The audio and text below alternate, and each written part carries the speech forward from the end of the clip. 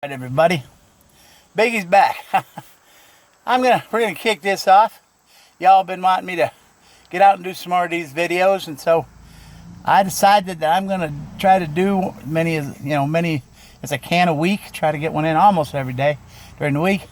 They're gonna be my musings. They're gonna be anything. They're gonna be great stories that's happened to me in this A-town over the last 30 years. We're going to throw some conspiracy theory in there. We might throw some current events. We're going to try to keep it light. I promise I won't bog you down. They're going to be short because I want to keep it happening. I want something you can listen to, maybe put a little smile on your face, make you think about something, and it's not something you got to sit down and read for 2 hours. So we're going to call them A-Town After Dark. Not that they're all going to be about A-Town, but this is where I live, basically. Y'all, for those that know me, Mobile Command Center. I live here because it's the most comfortable seat I own. I have back problems and knee problems, and sometimes at night there's no other comfortable place but to sit in this van. And so it's become my home, kind of. And I am the eyes of this town. So we're going to talk about some of the stuff that goes on at Command Center. I'm going to lay down some basic ground rules, though. I'm going to try and use fictitious names for people whenever I can. Nothing I say is meant to piss anybody off, unless I intended that way, because y'all know me. And there's one other thing we have to talk about before we get this thing started. Hearing a Biggie story is kind of like looking at an onion. It's best. At the core of that onion, there's truth. There's truth in every story I tell, somewhere. But then the layers of the onion get added on, and that's what people say, that I like to embellish some. Now my boys can tell you, they both know it. Though my youngest son, who's the scholar and the college man, he's actually figured out a formula, an algorithm, shall we say, some formula that can exactly figure out how much embellishing there's been. And I don't know how it goes. I haven't seen it. I think pi is involved. And the square root of 12. Don't know why. But I think if you take the story, the number of times I've told it, multiplied by the number of stones, Keystone Lights, or other beers that I've had each time I told it, I think if you divide by the square root of 12 and then times it all by pi, you come out with a number, which they call the Biggie embellishment ratio. So, that's another story for another time. So, hold on. We're gonna make it fun. I'm not saying there won't be some days we talk about the lizard people, because, I know there's people out there waiting to know what's going on with them, and folks, stuff's still going on, so we'll get back to them. But so that's how it's going to work, and we're going to go with it. And what I want you to do, I want you to share this. I want you guys to subscribe to it. I want you to share it. I want to see how much fun we can have with this and how many people we can get interested in hearing the musings of this old man. So I'm going to start you off today with just a couple of quick little anecdotes here. They're both true. So as those who know me, I've been around this town 30-some years. Off and on. And when we were first married, we lived in a luxurious trailer on the other side of town. I call it luxurious, but it was literally a shithole. But it was home to us. I was bringing down a whopping $100 a week. And I think I paid $100 a month for it, but so anyhow, we were living there. My oldest, Dwayne, was just between 1 and 2 years old, cute little tow-headed kid, and big events were happening that day.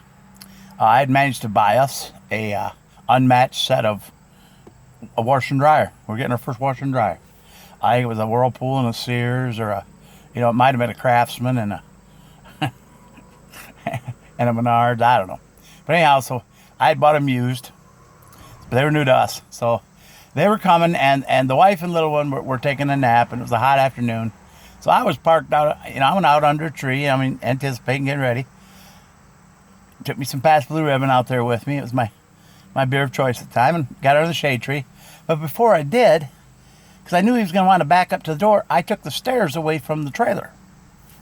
So I'm out there enjoying, myself, anticipating my first technological breakthrough. I was proud as a peacock being able to afford these.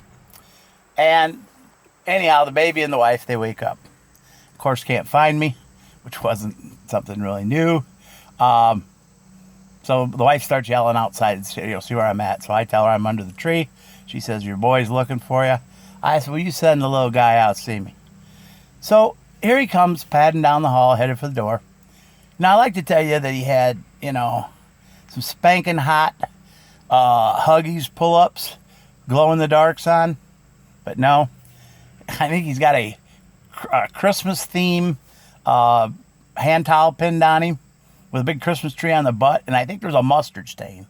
That's how I remember it. Anyhow, so here he comes. He's rubbing his eyes. Didn't think of it at all. The little guy walks straight out the door, and of course, does a header. And boom, splat. And, of course, he's crying now, laying down there. And his mom, being the caring mom, here she comes rubbing her eyes too. And, she takes the corner, and here's a kid crying. And she steps out the door, splat on him. And, and of course, I'm scared for him, but I'm rolling in the grass laughing because, it was just watching it happen at the time. So mom and baby were fine. And if my son, the storyteller, is out there and he's telling one of his classics, shows you a scar and says that was from where his mom pile driving him out of the trailer one day, that's not true. He was fine. So that's one of the earlier classics. And I'll leave you with another little musing about that same time. Like I said, we had no money. So, you had to be creative.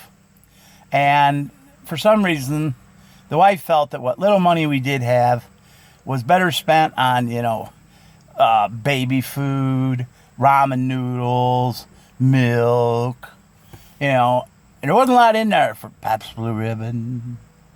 So, I couldn't figure out the ratio sometimes, That was that young mind. I had a whole different ratio on how much Pabst Blue Ribbon to Gerber carrots there should have been. But that's neither here nor there. I'm sure it'll come up some other time. But anyhow, so you had to get creative. So one Sunday I was feeling exceptionally thirsty, and the creative juices were flowing, and I got an idea. So I went and got me a sheet of paper, and I wrote down, a couple columns on the paper, and I, put 12-inch piece of wood. I put, a piece of notebook paper. I put a rubber band, a paper clip, a plastics cup or a styrofoam cup, and just down the line. And then I went and started crossing them off. Well, I crossed off everything except 12-ounce can of beer and 6-inch piece of string. And then I got all the excitement up and got all my mojo going, and I went, and I already had gas because I'd siphoned the neighbor's gas out the night before. Oh, and by the way, statute of limitations is up on anything that I admit to. I've already checked the statute, so. But I had some gas because I'd siphoned the neighbors. So we were good to go. And so I made my way around this town, tried to hit every house. And I was fired up, and what I'd do is I'd run up to the door, knock on the door, and, people would see me out there, and I wasn't well known or loved at the time, but they didn't really know me, so I hadn't formed an opinion yet. So they would answer the door, and I was just all hyped up. I'd say, yeah, please, sir, or madam, or whatever, and I'd say, my church group, we're having this the scavenger hunt for our church, and we could win I forget what, a trip to the Cubs game or something. But we could win this if we got to find all the things. And I said, I've got them all, except I just need a 12-inch. I said, I need a 12-ounce beer, and I said, I need a 6-inch piece of string. So house to house with that, and most people were pretty receptive to it because, the church thing, and they get fired up, and they're running through their house, find the string, hell, get the boy a beer, get that Schlitz we got in the refrigerator over there.